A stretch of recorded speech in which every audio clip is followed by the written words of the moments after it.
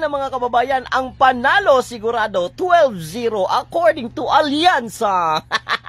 Alyansa Diretso Cobeta. Alyansa para sa Bagong Pilipinas. Eto ba ang sinasabi niyong napag-utusan lang ng suka at mabigyan ng COC?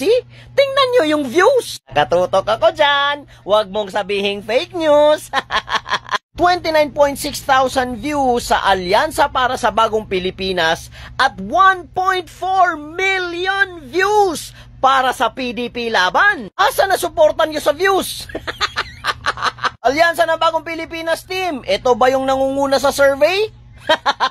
O BBM supporters, mga anti-Duterte, bakit hindi nyo sinuportahan ang Alyansa para sa Bagong Pilipinas? Bakit nyo pinabayaan? Or else, ganun na lang kayo karami.